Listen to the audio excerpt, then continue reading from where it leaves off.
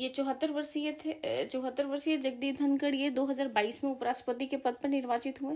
ये क्वेश्चन ये भी बन सकता है कि जैसे कभी कभी बीपीएससी है वो डेट पूछ देती है कि जगदीप धनखड़ ने अपना जो है त्याग पत्र किस डेट को दिया है, तो 21 जुलाई 2025 को। अच्छा, ये जो बने कब थे, तो ये अगस्त 2025 से ये उपराष्ट्रपति बने हुए थे, तो ये भी पॉइंट्स बनता है। फिर इसके बाद जो है, इसके पहले इनका जो ड्यूरेशन था ये भी पूछ सकता है कि मतलब इनका जो है कब तक कार्यकाल था, तो 2027 तक था। और ये जो है इस आशय की गजट अधिसूचना भी गृह मंत्रालय ने 22 जुलाई को जारी कर दी। तो ये जो है द्रौपदी मुर्मू को है, इन्होंने अपना जो है त्याग पत्र दिया और इसके बाद जो है गृह मंत्रालय अधिसूचना जारी कर दी। अब जो है कि उपराष्ट्रपति पद से त्यागपत्र जो जगदीप धनखड़ ने जो दिया राष्ट्रपति को, तो ये जो है सभी सांसदों के प्रति उन्होंने आभार व्यक्त किया, नॉट इम्पोर्टेंट। अब जो है उपराष्ट्रपति पद जो रिक्त घोषित होने के बाद क्या होता है, तो राज्यसभा के सभापति होते हैं तो भी अब रिक्त हो गया है, क्योंकि जो डिप्टी प्रेसिडेंट होते हैं वो होते हैं उपराष्ट्रपति, वो राज्यसभा के सभापति होते हैं। तब अब सभापति चूंकि अब इन्होंने इस्तीफा दे दिया तो वो पद जो है वो वैकेंट हो गई। अब जो है आर्टिकल जो 68 के खंड मतलब 2 के तहत जो है नए उपराष्ट्रपति का चुनाव बहुत जल्दी करवाना होगा।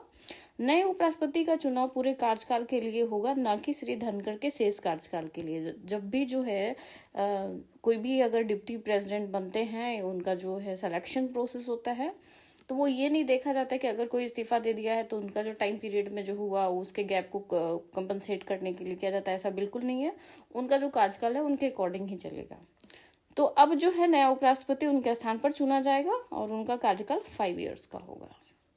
चूंकि ये पॉलिटी का भी पार्ट है, पॉलिटी में इससे क्वेश्चन बन सकता है डिप्टी प्रेसिडेंट के लिए। तो अगर आप है सो डिप्टी प्रेसिडेंट के बारे में जो पॉलिटी का चैप्टर है तो उसको आप लोग अच्छे से पढ़ सकते हैं, क्योंकि न्यूज में रहा है तो क्वेश्चन बन सकता है।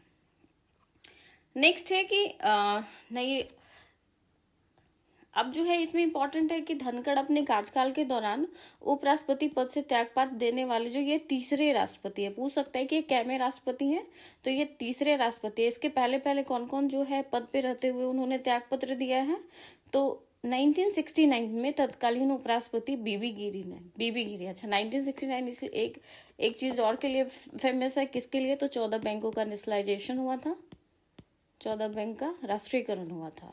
तो 1969 ईयर इसलिए भी फेमस है। उसी ईयर में इसको रिलेट करेंगे याद करने के लिए, तो उसी ईयर में क्या हुआ था, 1969 में जो तत्कालीन उपराष्ट्रपति बीबी गिरी ने भी उन्होंने इस्तीफा दिया, और जुलाई 1987 में जो उस समय के जो उपराष्ट्रपति थे आर वेंकटरेमन ने भी अपने कार्यकाल के दौरान ही त्यागपत्र दिया। तो टोटल जो त्यागपत्र देने वालों की संख्या 3 हो गई है।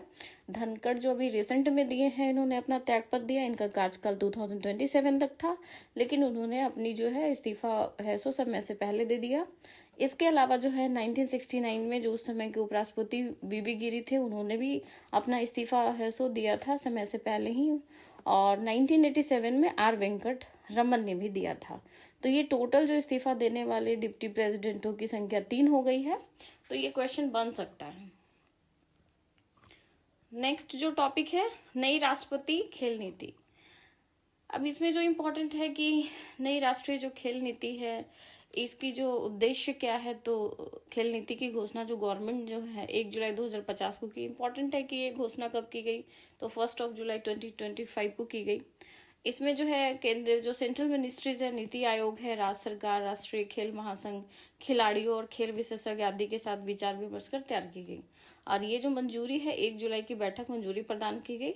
खेल नीति ने वर्ष 2001 के राष्ट्रीय खेल नीति का स्थान लिया। ये जो खेल नीति है पूछ सकता है किसको रिप्लेस करके किया गया है, तो 2001 वाले को। और 2036 के ओलंपिक खेलों सहित विभिन्न अंतर्राष्ट्रीय खेलों के आयोजन के लिए नीति मजबूत दावेदार के रूप में स्थापित करने में मदद करेगी। अब जो इम्पोर्टेंट इसमें पॉइंट है वो क्या है, तो जो नई राष्ट्रीय खेल नीति है 5 प्रमुख स्तंभ है। तो क्वेश्चन में चूंकि ऑब्जेक्टिव फॉर्म में है, तो मे बी ये 5 स्तंभ में से किसी एक स्तंभ को है सो ऑप्शन में दे देगा कि इनमें से कौन सा स्तंभ नहीं है। तो ये 5 स्तंभ को है बहुत अच्छे से देख लेते हैं। तो वैश्विक मंच पर उत्कृष्टता यानी excellence of the global stage, very very important. आर्थिक विकास के लिए खेल, sports for economy development, third है सामाजिक विकास के लिए खेल, स्पोर्ट्स फॉर सोशल डेवलपमेंट। ये फोर्थ है जन आंदोलन के रूप में खेल, यानी sports as a people's movement. और फिफ्थ है शिक्षा के साथ एकीकरण, इंटीग्रेशन विथ एडुकेशन। ये एनईपी 2000, न्यू एजुकेशन पॉलिसी का शॉर्ट फॉर्म एनईपी लिखा हुआ 2020। तो ये जो 5 जो है, ये जो है पूछ सकता है ऑप्शंस में कि राष्ट्रीय खेल नीति के लिए जो है 5 प्रमुख स्तंभों में से कौन सा नहीं है। तो हमें पता रहेगा कि कौन कौन सा है, तो हम आराम से एलिमिनेट कर सकते हैं। तो कौन कौन है, तो वैश्विक मंच पर उत्कृष्टता, आर्थिक विकास के लिए खेल, सामाजिक विकास के लिए खेल, जन आंदोलन के खेल और शिक्षा के साथ एकीकरण। अब आगे बढ़ते हैं।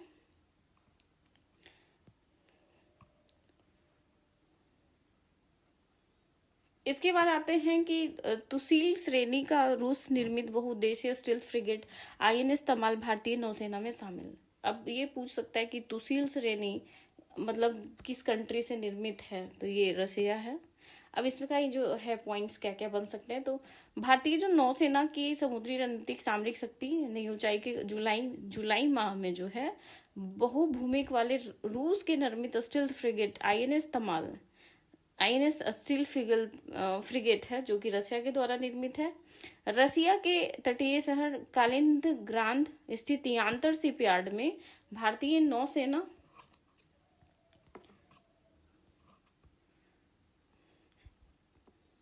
को सौंपा गया है। और ये जो है अत्याधुनिक शस्त्र प्रणालियों से लैस युद्धपोत है।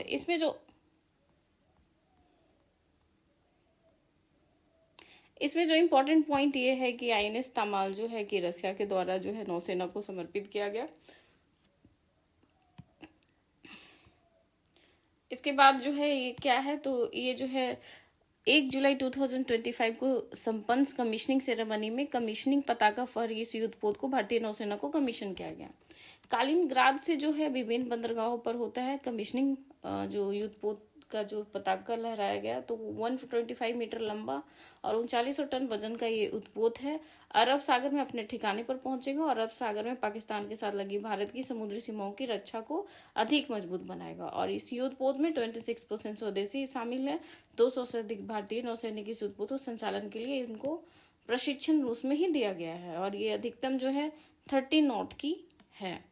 और इस युद्धपोत का नामकरण, जो कि इम्पोर्टेंट पॉइंट आने वाला है, इस युद्ध का नामकरण तमाल देवताओं के राजा इंद्र द्वारा युद्ध के प्रयोग की गई दिव्य तलवार के नाम से दिया गया है। अब ये जो वेरी वेरी इंपॉर्टेंट की मे भी पूछ दे कि तमाल देवताओं के राजा इंद्र द्वारा जो युद्ध पोत है, ये तमाल क्या है, तो ये जो है युद्ध के लिए प्रयोग की गई दिव्य तलवार के नाम पर दिया गया है। तो यानी कि तमाल जो है ये दिव्य तलवार है। जबकि इसका शुभकर है द ग्रेट बियर्स।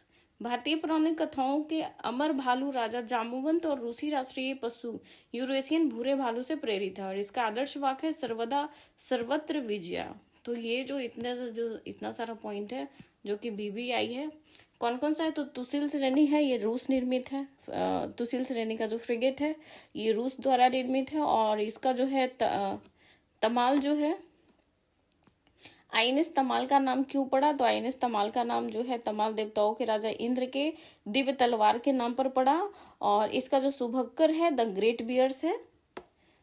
और तमाल की लॉन्चिंग जो है वो 24 फेब 2020 में ही हुई थी। और नवंबर 2024 में इसका समुद्री परीक्षण हुआ था। आईएनएस जो तमाल है रूस से प्राप्त किया गया है। तुसील श्रेणी का दूसरा स्टील्थ फ्रिगेट होने के साथ साथ भारतीय नौसेना में विदेशी स्रोतों से शामिल किया जाने वाला अंतिम युद्धपोत भी है। अब इस श्रेणी के त्रिपुट श्रेणी के अगले 2 युद्धपोत का निर्माण रूस की ही तकनीकी सहायता से गोवा शिपयार्ड लिमिटेड में किया जा रहा है। तो इतने इंपॉर्टेंट पॉइंट हो गए। अब आते हैं कि नौसेना को मिला पहला स्वदेशी गोताखोरी सहायता पोत आईएनएस निस्तार ये भी आई है। तो ये जो आईएनएस निस्तार है ये गोताखोरी सहायता पोत है। आईएनएस निस्तार ये नौसेना को कमीशनिंग की गई और 18 जुलाई को विशाखापत्तनम में रक्षा मंत्री संजय सेठ की उपस्थिति में इसे नौसेना में औपचारिक रूप से शामिल किया गया। यह पोत हिंदुस्तान शिपयार्ड लिमिटेड द्वारा निर्मित 2 डाइविंग सपोर्ट्स वेसल्स में पहला है। यानी पूछेगा कि आईएनएस निस्तार को किसने बनाया है, तो हिंदुस्तान शिपयार्ड्स लिमिटेड द्वारा निर्मित की गई है। और ये जो है गोताखोरी के उपकरणों से लैस है ये। और ये जो है गहरे पानी में बचाव कार्य करने वाली पनडुब्बी जो है डीएसआरवी के लिए मदर शिप अर्थात मुख्य जहाज के रूप में भी